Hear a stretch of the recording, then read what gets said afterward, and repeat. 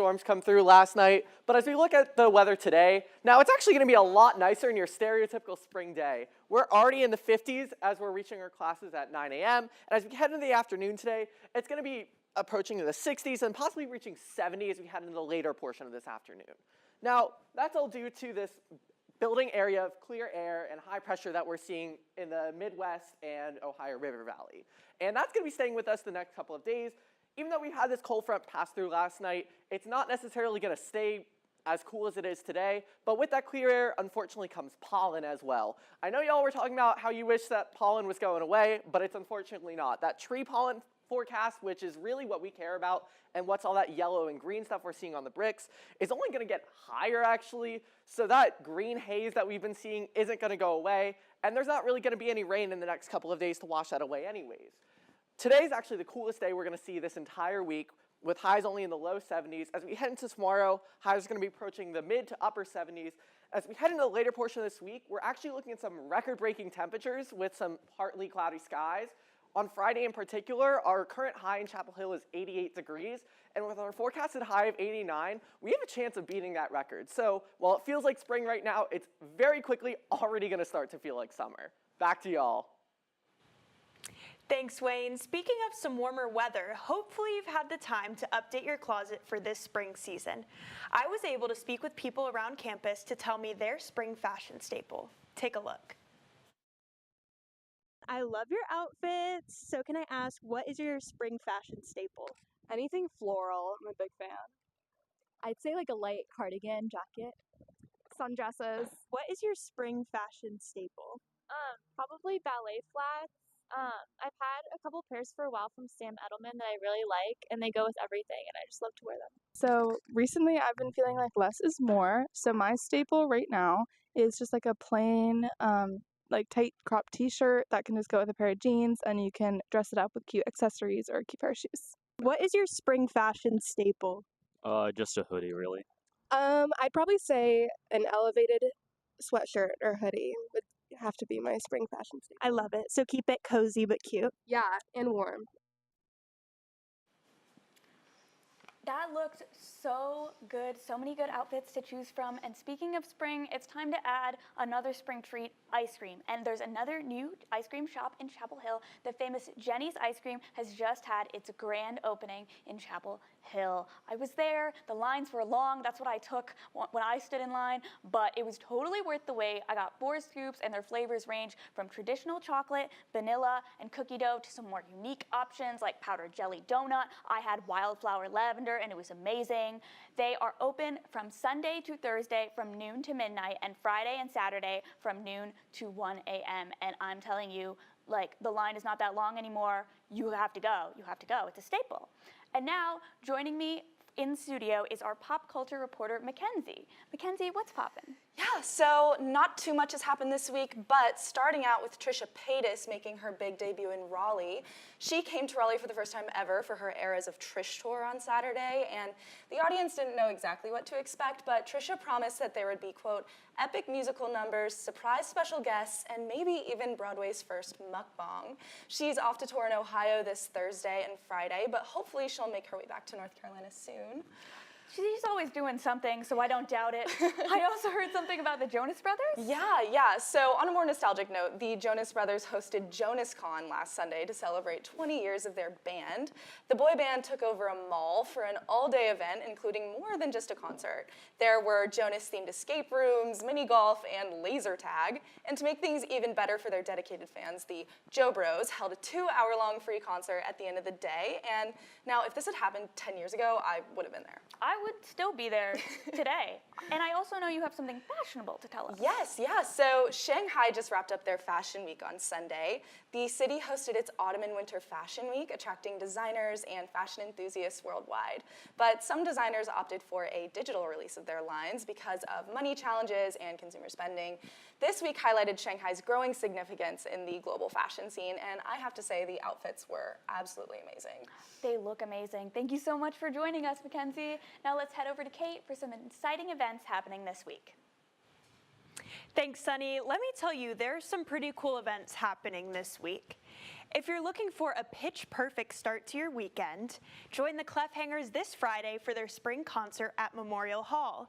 Tickets are $10.75 for UNC students and $21.50 for others. Tune in for a night of great a cappella and celebration.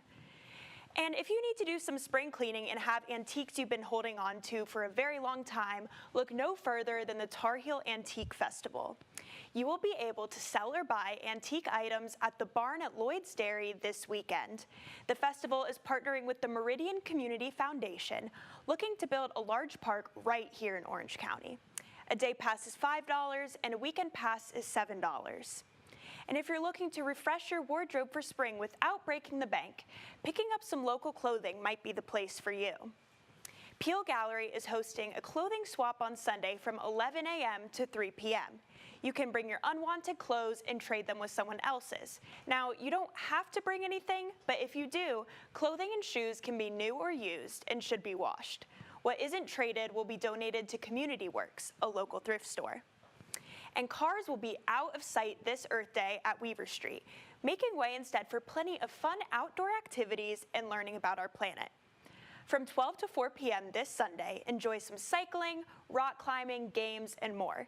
This year's Earth Day theme is Our Power, Our Planet, celebrating and encouraging grassroots initiatives for protecting the environment.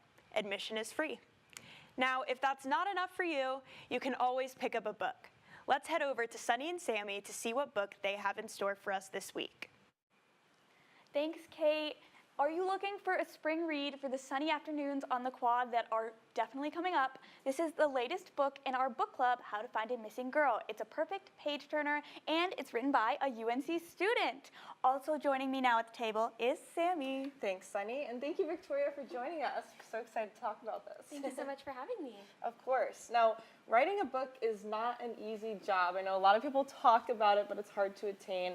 So what first inspired you to write this book and make it happen? Yeah, so I've been writing a book basically every year since I've been in high school.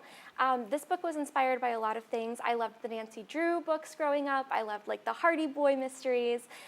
So by the time I was in high school, I knew that I wanted to write my own take on the genre. But there wasn't that much representation in it when it came to having queer characters, especially as main characters. And I didn't see a lot of settings in the American South. So being from the mountains of Western North Carolina, I knew I wanted to write like a rural thriller with a queer protagonist. So that's the inspiration behind the book. That's great. So cool, and I've read it, it's amazing. And talk us through the book's growth since its release. It's been a couple years now. What was it like to navigate the press and all of those avenues? Yeah, so that's been kind of like the most exciting thing about this. I have the Slovakian edition up here, the paperback that just recently came out on March 4th, and the hardcover that came out when I was a junior here at UNC. So it's been fantastic. The independent bookstores in the area have been so amazing. Flyleaf Books and Epilogue both have done like events with me, and that's been fantastic. And then also like the retail, more on widespread, has been really good as well. So the hardcover was in Walmart, and then I've heard tell that the paperback is going to be in Target this summer, so that's really exciting. Awesome. Exciting. Very fun.